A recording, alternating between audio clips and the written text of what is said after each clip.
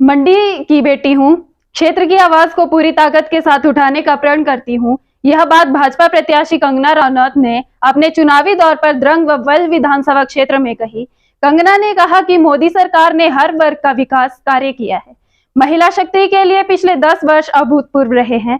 लोकसभा चुनावों में भारतीय जनता पार्टी की प्रत्याशी कंगना रनौत ने द्रंग और वल्ह विधानसभा क्षेत्र में जनता से सीधा संवाद करते हुए प्रधानमंत्री मोदी द्वारा शुरू की गई योजना को जनता के समक्ष रखा और कहा कि नरेंद्र मोदी कोई साधारण नेता नहीं है। मोदी विश्व के सबसे बड़े लोकप्रिय नेता और व्यक्तिगत है। कंगना ने कहा कि 3 तलाक आजाद भारत में मुस्लिम महिलाओं के लिए एक अभिशाप से कम नहीं था। नरेंद्र मोदी ने आगे आकर इसे खत्म करके मुस्लिम महिलाओं को बिना डरे जीवन जीने का हक प्रदान किया। जो मिक्सचर है तैयार हो चुका है वो है इंडी गठबंधन।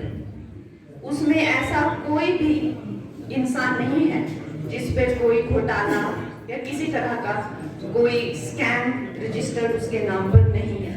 और दूसरी तरफ है हमारे यशस्वी प्रधानमंत्री जी की कर्मठता, निष्ठा, त्याग, परिश्रम, सत्यवादी, धर्म पर चलने वाली परंपरा, भारतीय जनता पार्टी की परंपरा।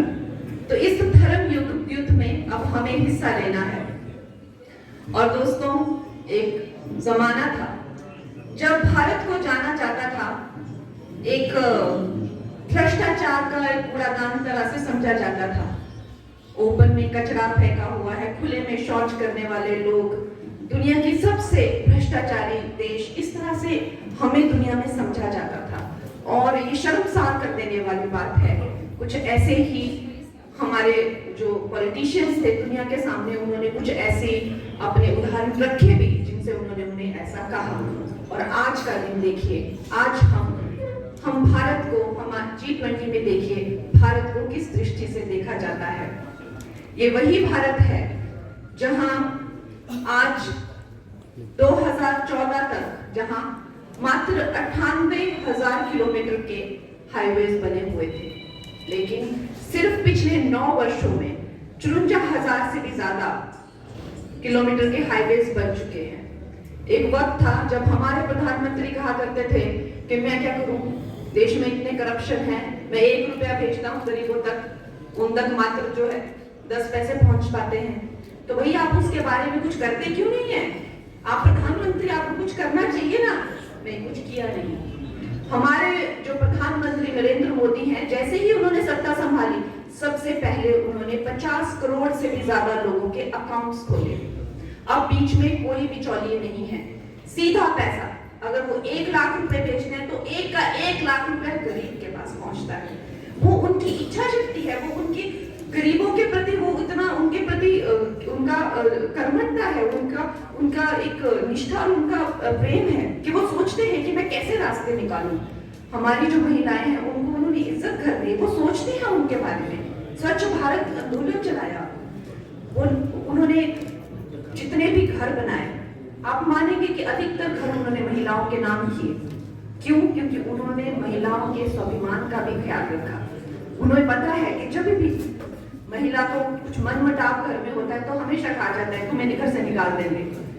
अधिकतर जो जनधन खाते खोले गए वो महिलाओं के नाम पर खोले गए हैं। चाहे वो उज्ज्वला से उनको चूल्हे की समस्या क्लियर की, चाहे उजाला से LED लाइट्स दी हो, हर दिन वो महिलाओं के कल्याण के बारे में शोध करते रहते हैं, चिंता करते रहते हैं। महिलाएं सबके बारे में सोचती है, लेकिन महिलाओं के बारे में नरेंद्र मोदी जी सोचते हैं।